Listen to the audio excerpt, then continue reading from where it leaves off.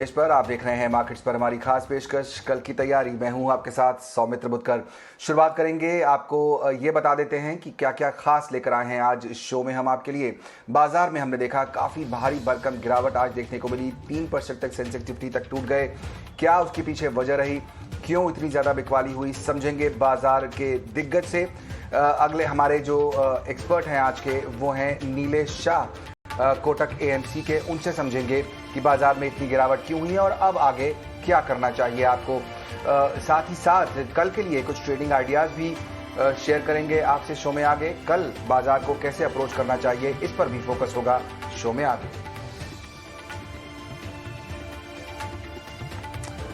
रूस और यूक्रेन के बीच जो संकट जारी है, उसका असर आज शेयर बाजार पर दिखाई दिया। आज हमने देखा सेंसेक्स और निफ्टी दोनों ही 3% तक जाकर गिरावट के साथ बंद हुए। बैंक निफ्टी पर दबाव काफ़ी ज़्यादा था और निफ्टी में सिर्फ एक टीसीएस का शेयर ऐसा था जो बाजार से अलग खड़ा था, वो भी खबरों की वजह से। लेकिन सबसे ज़्यादा दबाव कहाँ बना और कौन से सेक्टर्स पर सबसे ज़्यादा एक्शन था, ये पूरी एनालिसिस लेकर हाजिर हैं मेरे सहयोगी डिम्पी कालरा। तेज गिरावट के साथ आज बाजार की क्लोजिंग होते हुए दिखी है और करीब 500 अंकों से ज़्यादा का नुकसान तो निफ्टी पर, और निफ्टी ने अपने बहुत इंपॉर्टेंट लेवल के आसपास आके क्लोज किया जो कि है 16,800 के आसपास है। ये शुक्रवार की एक्सटेंशन समझ सकते हैं, लेकिन आज ग्लोबल फैक्टर्स इतने वीक थे कि बाजार ने एक बार भी अटेम्प्ट नहीं ली कि वो कहीं ना कहीं आके पुल बैक देखे, आपको अच्छे से कहीं फील गुड करवाए। आज सेंसेक्स में भी करीब 1700 पॉइंट की गिरावट, बैंक निफ्टी आप देख पा रहे होंगे 1600 पॉइंट की गिरावट। जब इस तरह की गिरावट होती है, एक चीज़ बहुत स्पीड से बढ़ती है जिसको हम कहते हैं इंडिया विक्स। आप अपनी स्क्रीन पर देख पा रहे होंगे 23% का आज इंडिया विक्स एक दिन में बढ़ गया और इस करीब 23 पॉइंट के आसपास आ चुका है। ये वॉलेटिलिटी मार्केट में आगे चल के आपको और परेशान कर सकते हैं। पॉजिटिव न्यूज़ आएगी तो शार्प रिकवरी भी आएगी, और अगर पॉजिटिव नहीं आई तो ये वॉलेटिलिटी आपको थोड़ा और परेशान करते हुए दिखेगी। मार्केट्स में टिपिकली शेकिंग करता है और कमज़ोर हाथ को बाहर निकाल देता है। खैर आगे आते हैं, आप जरा मार्केट का आज के टॉप गेनर्स पे आते हैं। टीसीएस, अगर ये शेयर नहीं होता तो आज आप 16,800 के भी नीचे क्लोज करके होते। इस शेयर की जो बायबैक की खबर आई, रिकॉर्ड डेट आई 23 तारीख की, उसने काफ़ी हद तक बाजार को संभाला। इसकी वेटेज भी अपने आप में इंपॉर्टेंस रखती है। आगे आते हैं, आज एचडीएफसी लाइफ ने फिर से कमज़ोर गिरावट दिखाई है। 5% तक की गिरावट इन दोनों शेयर्स की तरफ से आती हुई दिखी है। और इस शेयर के साथ साथ जो शेयर जुड़ गए थे वो थे टाटा मोटर्स और मारुति, दोनों ऑटो कंपनीज जो वेटेज रखती हैं। न केवल इसने अपने सेक्टर को वीक किया बल्कि दिन के निचले स्तरों पर भी यह बंद होने में आज कामयाब हुआ है, तो इसकी वजह से आज प्रेशर काफ़ी हद तक बना है। बैंक्स के अंदर आईसीआईसीआई बैंक, इंडसन, एसबीआई, ये 3 ऐसे बैंक हैं जिनकी पूरी दारोमदार है कि बैंक निफ्टी कैसे जाएगा, कैसे चलेगा। इन तीनों बैंकों ने करीब 5% की आज इंट्राडे में नुकसान दिखाया और क्लोजिंग भी ऑलमोस्ट 4% के ऊपर ही आती हुई दिखी है। इसके अलावा सीमेंट की 2 दिग्गज कंपनी, एक तो श्री सीमेंट, ग्रासिम, दोनों के दोनों आज कमज़ोर बंद हुई हैं और एक गिरावट 1-2% की नहीं थी बल्कि 4% की गिरावट इन दोनों शेयर्स में आती हुई दिखे। तो कोर सेक्टर के जो शेयर्स हैं वो भी आज आपको कमज़ोर आते हुए दिखे हैं। इसके अलावा एक और शेयर था मेट्रोपॉलिसिस, जिसकी खबर ये आई थी कि इनके मार्जिन्स खराब है, नंबर्स खराब हैं, और उसके बाद ये शेयर आज इंट्राडे में 15% टूट गया। आज ये डेज लो पे जाके बंद हुआ है। इसके अलावा आज आप देखेंगे तो एलआईसी हाउसिंग, ये शेयर आज 8% टूट गया। एलआईसी के आईपीओ से कोई लेना देना नहीं, लेकिन ब्रांड वैल्यू एक होने की वजह से एलआईसी हाउसिंग भी आज कमज़ोर कड़ी में शामिल हुआ, 8% ट्रेंड टूटा। कच्चे तेल का असर 2 दिन तक तो इंटरग्लोब एविएशन ने कुछ नहीं दिखाया, लेकिन एक ही दिन के अंदर ये शेयर 7% टूट गया और आज 173 रुपये का नुकसान इंडिगो पे हमको देखने को मिला। इसके अलावा आज के जो मीडिया स्टॉक्स थे उसमें काफ़ी अच्छा हलचल थी। एनडीवी करीब 6% ऊपर जाके बंद होने में कामयाब हुआ है। और आज के कुछ ऐसे शेयर्स भी हमने निकाले जिन्होंने आज अपने साल का निचला स्तर भी छू दिया। उसमें 3-4 नाम तो बड़े इंपॉर्टेंट है, वो है बजाज कंज्यूमर्स, सीएट, अमर राजा बैटरीज, जिनको टिपिकली हम अच्छी कंपनी मानते हैं लेकिन इस साल के निचले स्तरों पर आ गए। कुल मिला के आज बाजार के लिए ब्लैक मंडे ही था। तो इतनी ज्यादा गिरावट जो बाजार में हमने देखी सोमवार को, उसके क्या मायने हैं और अब आने वाले समय में कैसे अप्रोच करना चाहिए बाजार को, और कैसे जो नए निवेशक हैं उनको देखना चाहिए। जो ग्लोबल सेंटिमेंट इस समय चल रहा है उसमें किस तरह से भारतीय बाजार अफेक्टेड होंगे, इन सारे बड़े मुद्दों पर चर्चा करने के लिए मेरे साथ एक खास मेहमान आज जुड़ रहे हैं। कोटक एएमसी के ग्रुप प्रेसिडेंट और एमडी नीलेश शाह जी। नीलेश जी, बहुत बहुत स्वागत आपका ईटी नाउ स्वदेश पर। सबसे पहला सवाल तो मैं यही जानना चाहूंगा कि कैसे आप देख रहे हैं जिस तरह की जियोपॉलिटिकल टेंशन इस समय चल रही है, रशिया और यूक्रेन को लेकर जो चर्चा है, इसकी वजह से काफी बाजार घबराए हुए हैं, चाहे वो यूरोप हो, अमेरिका हो, एशिया हो, वो सारे। इस पूरे सिनेरियो को आप कैसे रीड कर रहे हैं इस समय? सो ये एक परफेक्ट स्टॉर्म है। रशिया, यूक्रेन, नाटो की वजह से ऑयल के प्राइस बढ़ रहे हैं, महंगाई का दर बढ़ रहा है और निवेशक अपना प्रॉफिट बुक कर रहे हैं। अनफॉर्चुनेटली हमारी मार्केट के लिए ये सारी चीजें नेगेटिव है। हम दुनिया के टॉप 3 ऑयल इंपोर्टर में आते हैं। ऑयल के दाम बढ़ेंगे तो हमारी इकोनॉमी पे उसकी विपरीत असर पड़ेगी। हमारी मार्केट ने दूसरे मार्केट के सामने तकरीबन मार्च 2020 से दुगना रिटर्न दिया है।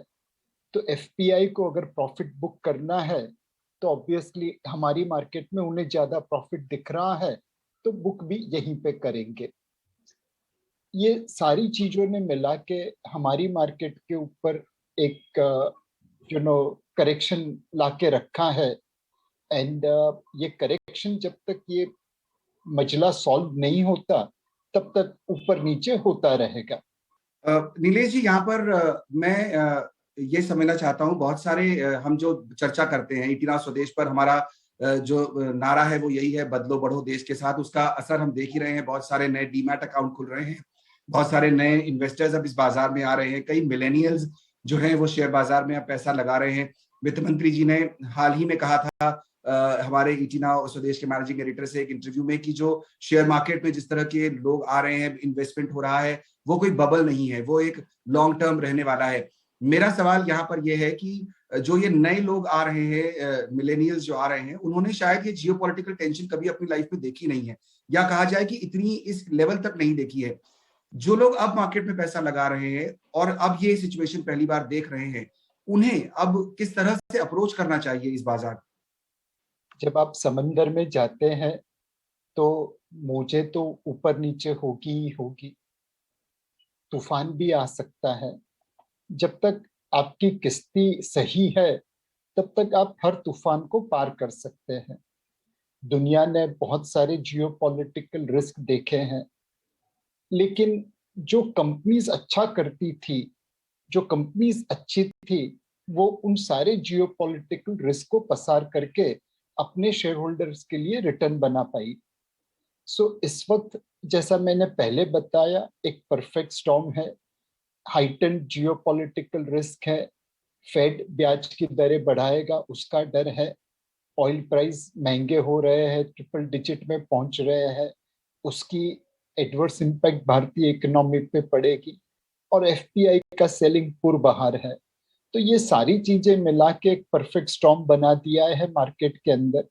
लेकिन आप जिस कश्ती में सवार है, अगर वो अच्छी है, वो आपने एक अच्छे कंपनी में निवेश किया है, तो आप अपना निवेश मेंटेन करते रखिए, डर मत जाइए मार्केट के उतार चढ़ाव से, अपना डिसिप्लिन एसेट एलोकेशन फॉलो करिए। इवेंचुअली स्टॉर्म खत्म हो जाएगा और अच्छी कंपनियां अपने निवेशकों को रिटर्न देगी। बिल्कुल, तो नए निवेशकों के लिए ये सलाह जरूर होगी कि कंपनियां जो हैं वो चूज करते टाइम काफी केयरफुल रहें, रिसर्च अच्छे से करें, और अगर आपने अच्छी कंपनी में निवेश किया है तो आपको किसी तरह के स्टॉर्म की चिंता नहीं करनी चाहिए। मैं यहाँ इसी चर्चा को आगे बढ़ाते हुए नीलेश जी ये जानना चाहता हूँ कि भारतीय बाजार और ग्लोबल बाजार काफी हद तक कनेक्टेड है। जाहिर तौर पर हम देख रहे हैं कि एफआईआई का पैसा आता है, ग्लोबल सेंटीमेंट खराब होता है तो हमारे बाजारों पर उसका असर पड़ता है। पर आपको लगता है कि कहीं ना कहीं ये लंबे समय तक ये स्थिति चलती रहेगी, या जो डीकपलिंग की हम चर्चा करते हैं, कहते हैं कि शायद भारत के अपने फैक्टर्स जो हैं वो भारतीय बाजारों को यहाँ से आगे लेके जाएंगे? कौन से वो फैक्टर्स होंगे जो भारतीय बाजारों को यहाँ से उनको आगे जाने में मदद कर सकते हैं आपके हिसाब से? शॉर्ट टर्म में मार्केट में डीकपलिंग नहीं होती, लॉन्ग टर्म में मार्केट में डीकपलिंग हो जाती है। शॉर्ट टर्म में जब निवेशक देखता है कि पूरी दुनिया में मार्केट गिर रही है, तो ऑब्वियसली जिस मार्केट में गिरावट नहीं आई है वहां पे वो प्रॉफिट बुक करने के लिए ऑर्डर दे देगा, अपने आप मार्केट में गिरावट आ जाएगी। बट लॉन्ग टर्म में आपके फंडामेंटल्स मैटर करते हैं। अगर हमारा फंडामेंटल अच्छा है तो दुनिया की कोई ताकत हमें रोक नहीं सकती। एक वॉरेन बफे ने बहुत अच्छी बात कही है, stocks are slave of earning power. जिस कंपनी का प्रॉफिट सही तरीके से बढ़ रहा है, जिसकी गवर्नेंस अच्छी है, उसके दाम को आगे बढ़ते हुए दुनिया की कोई ताकत रोक नहीं पाएगी। करेक्ट।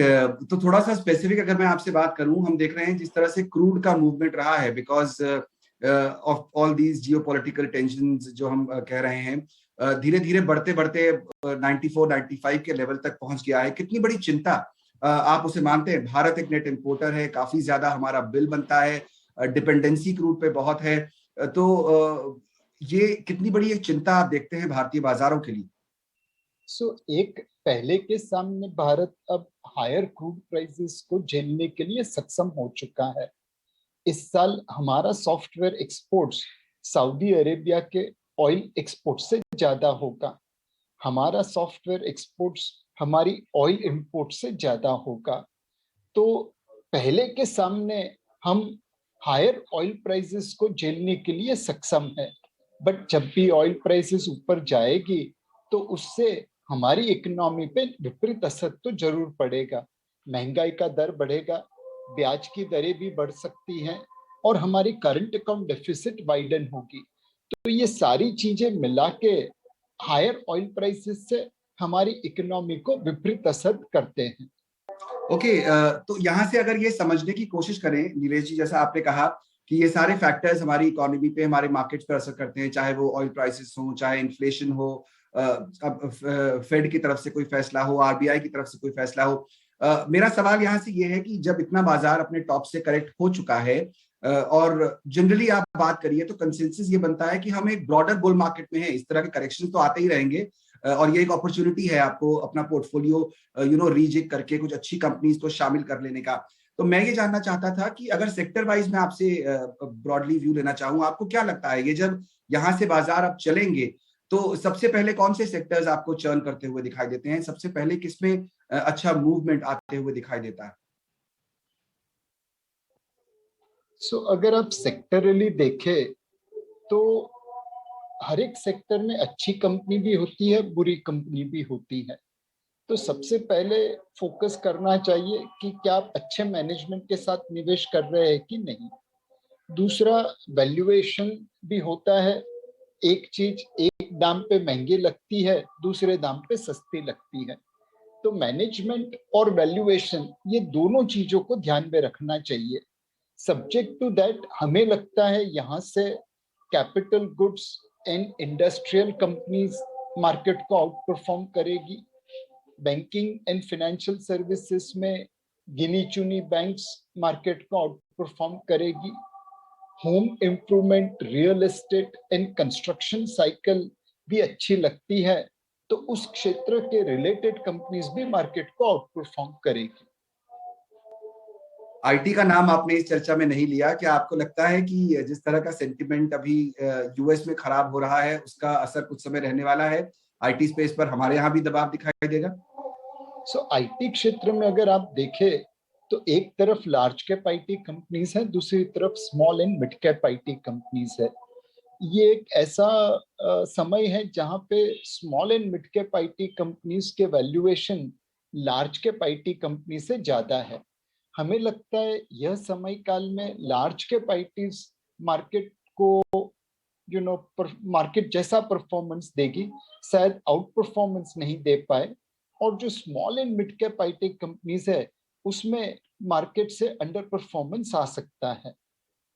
ओके, मार्केट से रिलेटेड एक सवाल ये मेरे दिमाग में आया अभी आपसे बात करते करते, और वो ये कि इंटरेस्ट रेट की हम लोग बात कर रहे हैं, उसका असर पड़ता है जाहिर तौर पर बाजार पर। दो सेक्टर स्पेसिफिकली हैं जो जिन पर बहुत ज्यादा इम्पैक्ट दिखाई देता है हायर इंटरेस्ट रेट का। एक तो हुए ऑटोज, किसी भी स्पेस में, चाहे वो टू व्हीलर है, फोर व्हीलर है, वो इस एक स्पेस है, और दूसरा है रियल एस्टेट। इन पर सबसे ज्यादा इम्पैक्ट पड़ता है अगर आरबीआई पॉलिसीज चेंज करते हैं तो। फिलहाल आरबीआई ने स्टांस लिया है कि वो अकोमोडेटिव रुख रखेंगे, अभी पॉलिसी चेंज नहीं करेंगे। लेकिन ये चर्चा है कि जो रेट्स हैं वो एकदम बॉटम पे है फिलहाल। क्या आपको लगता है कि जब यहाँ से बढ़ेंगे इंटरेस्ट रेट तो ये जो दो स्पेस हैं, चाहे वो ऑटोज हो या रियल एस्टेट, उन पर कोई इम्पैक्ट दिखाई देगा? डेट मार्केट एक तरीके से आज मायावी नगरी है, इंद्रप्रस्थ की तरह। कहते थे इंद्रप्रस्थ में जहां पे जल है वहां पे स्थल दिखता था, और जहां पे स्थल था वहां पे जल दिखता था। ऐसी मायावी नगरी थी। आप हमारी डेट मार्केट को देखिए, आरबीआई एकोमोडेटिव स्टांस में है, लेकिन मार्केट ने आरबीआई को ऑलरेडी डिस्काउंट करके रखा है। आज हमारा जो स्प्रेड है 10 year G-sec minus 1 year G-sec का, वो अपने हिस्टोरिकल एवरेज से तकरीबन 3 गुना ज्यादा है। सो आरबीआई अभी भी एकोमोडेटिव स्टांस पे है, मार्केट में लिक्विडिटी भरपूर है, लेकिन मार्केट ने ऑलरेडी डिस्काउंट करके रखा है कि आरबीआई यहां से रेट हाइक करेगा और 3, 4 या 5 रेट हाइक होएगी। अब रेट हाइक अगर मार्केट की अनुमान के अनुसार होती है और उसी स्पीड में होती है, तो मेरे हिसाब से ब्याज के दरों के ऊपर इम्पैक्ट नहीं पड़ेगी। जो आज ब्याज की दरें हैं उसने काफी चीजें डिस्काउंट करके रखी है। बट किसी कारणवश अगर मार्केट में आरबीआई को तेजी से रेट हाइक करनी पड़े, महंगाई का दर ऊपर हो जाए ऑयल प्राइस की वजह से, करेंसी डिप्रिशिएशन की वजह से महंगाई का दर ऊपर हो जाए और आरबीआई को ब्याज की दरें बढ़ानी पड़े, सो मार्केट की धारणा से ज्यादा अगर रेट हाइक होती है या तेजी से रेट हाइक होती है, तो ब्याज की दरें यहां से और ऊपर जाएगी।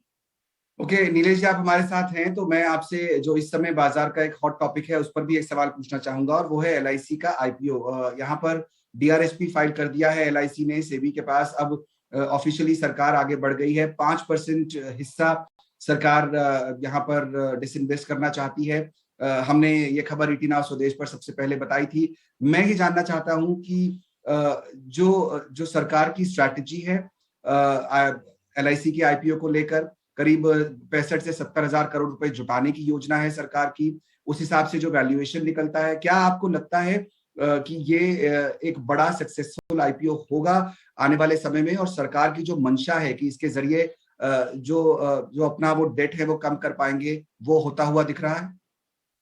सो अनडाउटेबली एलआईसी भारत के सबसे प्रसिद्ध ब्रांड है, जिंदगी के साथ भी जिंदगी के बाद भी। उनके करोड़ों कस्टमर्स है, लाखों एजेंट है जो इसको डिस्ट्रीब्यूट कर सकते हैं गांव गांव, और हर भारतीय के पास एलआईसी एक ब्रांड के रूप में कनेक्टेड है। तो इनका आईपीओ निकलने में कोई प्रॉब्लम नहीं होगा। लोग इनके आईपीओ में निवेश करने के लिए उत्सुक होंगे। एंड हमें लगता है कि अगर इस आईपीओ को हम सही तरीके से मार्केट करें, तो ग्लोबल निवेशक भी इसके पीछे निवेश करने के लिए आ जाएंगे। तो ओवरऑल एलआईसी आईपीओ भारत की इक्विटी मार्केट के लिए एक गेम चेंजर साबित होगा। बहुत सारे पॉलिसी होल्डर्स अपना डीमैट अकाउंट खोल के एलआईसी के शेयर्स में निवेश करेंगे और उस वजह से हमारी कैपिटल मार्केट का एक्सपेंशन होगा। बिल्कुल, बस आखिरी सवाल यही मैं आपसे जानना चाह रहा था, क्योंकि एलआईसी जो शेयरधारक हैं उन लोगों को यहाँ पर सहूलियत मिलेगी, डिस्काउंट्स मिलेंगे, जिसके जरिए वो बेटर मतलब इजीली और बेटर बेनिफिट के साथ एलआईसी की आईपीओ में इन्वेस्ट कर पाएंगे। जो बात आपने कही, क्या मैं यही पूछना चाह रहा था, क्या आप भी ऐसा मानते हैं कि जो शेयरधारक हैं वो इस आईपीओ में पैसा लगाने के लिए अब नए डीमैट अकाउंट खुलवाएंगे, उससे एक भारतीय जो कैपिटल मार्केट है, हमारा जो बेस है वो जिस तेजी से बढ़ रहा है उसमें और स्पीड आएगी? डेफिनेटली 2000 में हमने टेलीकॉम बबल फटते हुए देखा था। उसके बाद मार्केट मंदी में चला गया था। 2003 में मारुति सुजुकी का आईपीओ आया, उसमें लोगों ने पैसे बनाए और उसके बाद एक बार फिर से निवेश का दौर चालू हुआ।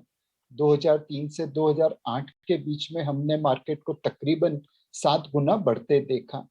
मारुति सुजुकी का आईपीओ एक कैटलिस्ट था जिसने निवेशकों को वापस शेयर बाजार की तरफ मोड़ दिया। हमें लगता है एलआईसी का आईपीओ अगेन एक ऐसा इश्यू है, आईपीओ है, जो वो निवेशक जो अब तक शेयर मार्केट में निवेश नहीं कर रहे हैं उनको भी शेयर बाजार की तरफ रुख कर देगा, मोड़ देगा। बहुत बहुत शुक्रिया नीलेश शाह जी, आज हमारे साथ इस चर्चा में शामिल होकर अपना नजरिया देने के लिए। Thank you. तो ये थे नीलेश शाह, हमें बता रहे थे कि किस तरह से बाजार को अब अप्रोच करना चाहिए। जितनी भारी गिरावट हमने देखी है उसके बाद एक ब्रॉडर फंडामेंटल व्यू देते हुए, लेकिन कल बाजार में ट्रेड करना है तो कुछ टेक्निकल नजरिया हमें देखना ही होगा। इसलिए एक और मेहमान को शामिल करेंगे चर्चा में। रुचित जैन हमारे साथ जुड़ रहे हैं। रुचित, बहुत बहुत स्वागत आपका। काफ़ी ज़्यादा क्रैक हमने बाजार में आते हुए देखा, 3% तक की गिरावट। अब निफ्टी जो है वो 17,000 के नीचे पहुंच गया है। किन लेवल्स को आप फिलहाल वॉच कर रहे हैं? 16,800 की बात लगातार कई एक्सपर्ट्स करते आ रहे हैं, लेकिन उसको फिलहाल बाजार ने होल्ड किया है। Good evening. सर्टेनली पिछले 15 दिनों में जो मेजर इवेंट्स थे हमारे डोमेस्टिक मार्केट में, बजट और उसके बाद आरबीआई पॉलिसी, वो पास हो जाने के बाद में ग्लोबल क्या हो रहा है वहां पे ध्यान ज्यादा था। और ग्लोबली आज जो हमने ग्लोबल मार्केट्स में जो शार्प करेक्शन देखा, उसी का इम्पैक्ट हमारे मार्केट में भी डेफिनेटली आज देखने मिला है। अब अगर टेक्निकली देखें तो हमने इम्पोर्टेंट जो सपोर्ट से वो आज गैप के साथ में ब्रीच हुआ है। और आज फर्स्ट हाफ एन आवर या पहले 1 घंटे में 17,100 का हाई जो बना है, वो मार्केट ने वो सरपास नहीं किया, और इसी के कारण हमने लेटर हाफ में एक अच्छे सेलिंग प्रेशर देखा। तो हमें लग रहा है कि शॉर्ट टर्म ट्रेडिंग के पर्सपेक्टिव से 17,100 का लेवल एक अहम रेजिस्टेंस अब बनेगा। जब तक वो पार नहीं होता तब तक आप ज्यादा शॉर्ट्स कवरिंग ना एक्सपेक्ट करें। हो सकता है कल एक पॉजिटिविटी हमको ओपनिंग में शायद थोड़ी देखने मिले, बट हाई लेवल्स पे 17,100 के लेवल्स जब तक क्रॉस नहीं हो तब तक मार्केट में थोड़ा कॉशियसनेस रखना होगा। और नीचे के लेवल्स पे जो 200 day exponential moving average support आ रहा है, वो 16,650 16,700 की रेंज में आ रहा है। तो यहाँ से और 150 एक पॉइंट की गिरावट हम मार्केट में नेक्स्ट 1 से 2 ट्रेडिंग सेशंस में देख सकते हैं। ओके, तो यहाँ पर कुछ और दबाव देखने को मिल सकता है 1 से 2 ट्रेडिंग सेशन में। रुचित, ऐसे में मैं जाते जाते आपसे पूछना चाहूँगा कि कल बाजार में कैसे ट्रेड करना चाहेंगे आप, लॉन्ग साइड में या शॉर्ट साइड में? अगर मैं आपसे कुछ ट्रेडिंग आइडियाज़ मांगूँ तो वो कौन से होंगे फिलहाल आज? जी, अगर आप कल इंट्राडे का अगर देख रहे हैं तो डेफिनेटली मार्केट अगर ओपनिंग में जब तक 17,100 नहीं क्रॉस करता है तब तक आप थोड़े शॉर्ट साइड में ही ट्रेड कीजिए।